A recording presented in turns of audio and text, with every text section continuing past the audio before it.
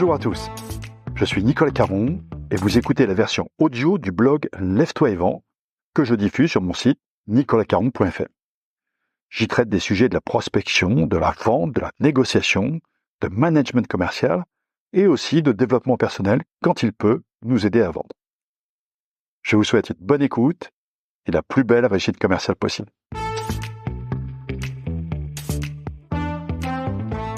Aujourd'hui, un article qui pourrait être de prospection commerciale ou de négociation commerciale. Vous choisirez. Son titre, le client est roi. Vraiment? Le client est roi. Qui ne connaît pas cet adage?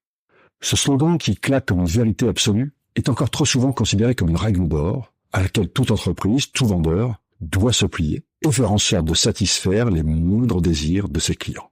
Bien sûr, le client est la raison d'être des commerciaux. Bien sûr, les vendeurs se doivent de faire de leur mieux pour les séduire, les satisfaire, les fidéliser. Bien sûr, déclarer que le client est roi est une bonne façon de rappeler que la base du commerce est de satisfaire sa clientèle.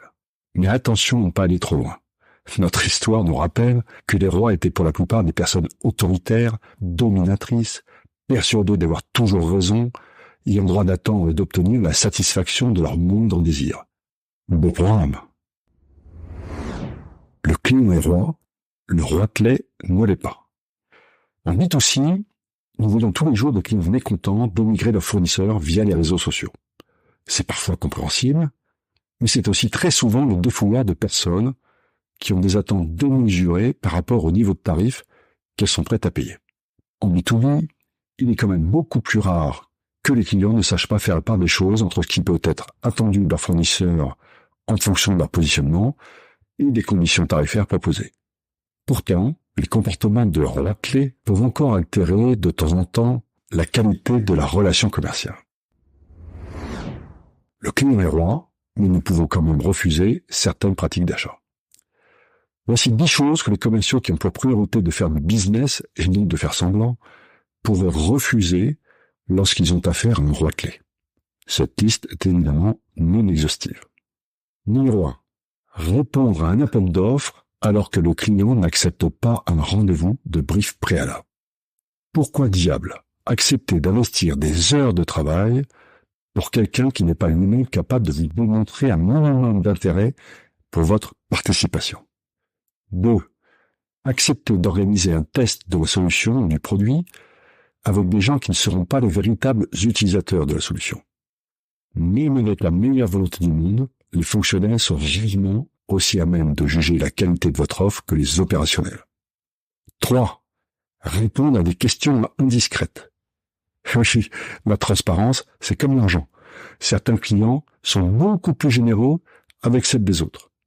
4. Accepter le rendez-vous de brief qui rassemble plusieurs concurrents en même temps. Et non, ce n'est pas parce que le client veut gagner du temps que le vendeur doit accepter d'en perdre. 5.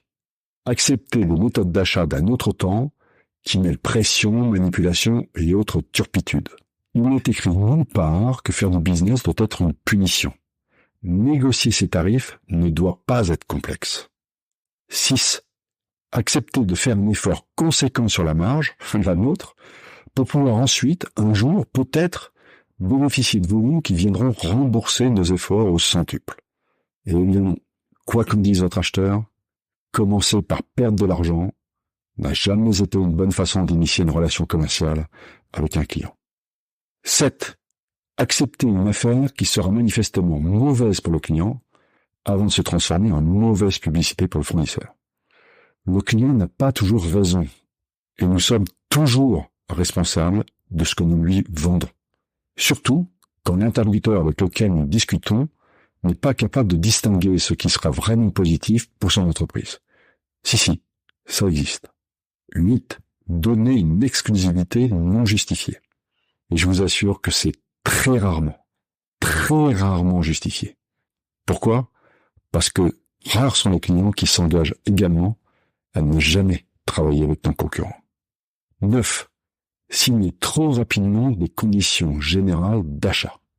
Ce n'est pas parce que le service juridique de votre prospect juge que vous devez accepter l'inacceptable qu'il a raison. Il faut au contraire savoir défendre la mise en place de relations saines pour les deux parties. Inutile de monter sur ces grands chevaux. Comme pour les autres aspects de négociation, la meilleure voie est celle du milieu, ni guerrier, ni bisounours. 10. Investir du temps à rédiger une proposition, alors que les chances de gagner sont manifestement très faibles. Certains acheteurs apprécient de rappeler d'emblée à leurs fournisseurs potentiels qu'ils vont devoir faire face à une large concurrence. Sympa, non? En fait, cette nouvelle personne, qui attend qu'on lui fasse la meilleure propale possible, commence par nous expliquer que nous avons très peu de chances de gagner. Voyons. La gestion du temps efficace commence par choisir où et avec qui l'investir. Bref, le client est roi, surtout avec ses favoris. Non, je ne veux pas revenir ici sur le rôle et le pouvoir des favoris de Red France. Je vais plutôt vous faire part de ce que m'avait-il l'acheteur d'un grand groupe que j'interrogeais sur ses pratiques d'achat.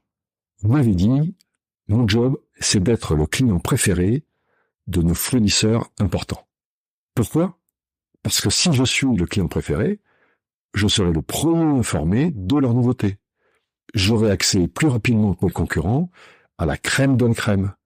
Et plus vite je peux intégrer le meilleur de ce que nous proposent nos fournisseurs à mon propre cycle de production, plus vite j'apporte un avantage concurrentiel à mon entreprise. Bref, le client est roi quand il est le favori de ses favoris. Le client est roi surtout quand il est un client stratégique. Alors évidemment, toute la question de savoir qu'est-ce qu'un client stratégique. Eh bien, j'ai appris cela il y a quelques années de la bouche du directeur commercial d'une grande entreprise française. Il m'avait dit, un client stratégique, c'est un client qui t'achète ta meilleure proposition de valeur, tes services à valeur ajoutée, ce que tu développes de mieux. Ce n'est pas un client qui t'achète les mêmes trucs depuis des années sans jamais évoluer. À la limite, c'est un gros client, mais pas un client stratégique. Sa façon de voir les choses est un peu radicale.